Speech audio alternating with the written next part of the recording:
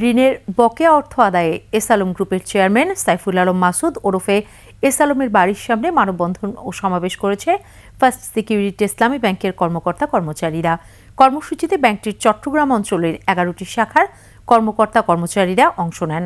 তারা জানান, ঋণ বা বিনিয়োগের নামে S Alam group first security ইসলামী ব্যাংক থেকে 45,000 কোটি টাকা হাতিয়ে নিয়েছে।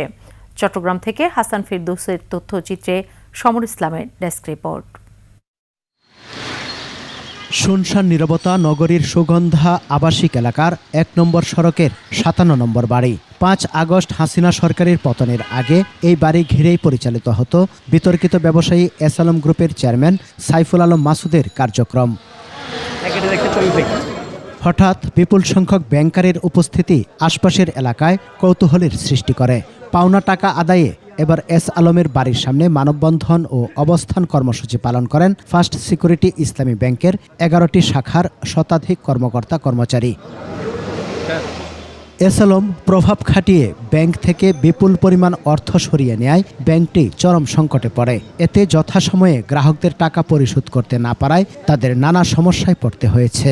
গভর্নর স্যারও বলেছেন যে একসাথে যখন সবাই আসবে বিশ্বের কোনো ব্যাংকের পক্ষেই সম্ভব না টাকা ফেরত দেওয়া।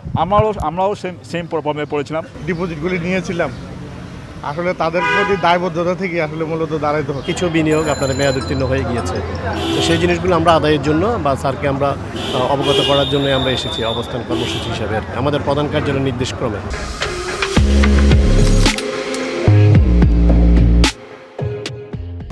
সরকারি পৃষ্ঠপোষকতায় এস আলম ফার্স্ট সিকিউরিটি ইসলামী ব্যাংক থেকে হাজার হাজার কোটি টাকা হাতিয়ে নিয়েছে বলে জানান ব্যাংক কর্মকর্তারা।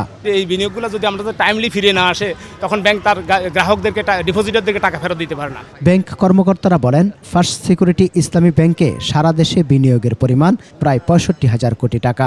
এর মধ্যে শুধুমাত্র এস আলম গ্রুপের কাছে বিনিয়োগ রয়েছে 45,000 কোটি টাকা। এই টাকার মধ্যে চট্টগ্রাম অঞ্চলে আছে 35,000 কোটি টাকা। বিদেশে পাচার হয়েছে কিনা না হয়েছে এটা সংশ্লিষ্ট কর্তৃপক্ষ ইয়ে করতে পারবে। আমরা আইনগত পদক্ষেপ নিচ্ছি। আমরা এস আলমের কাছ থেকে ব্যাংকের পাওনা আদায়ে আইনি ব্যবস্থা গ্রহণ করা হবে বলেও জানান কর্মকর্তারা। সম্প্রতি জনতা ব্যাংক কর্তৃপক্ষ এস আলম গ্রুপের কাছে পাওনা 2,000 কোটি টাকা আদায়ে আদালতে মামলা করেছে। সমর ইসলাম, ডেস্ক রিপোর্ট, 21 টেলিভিশন।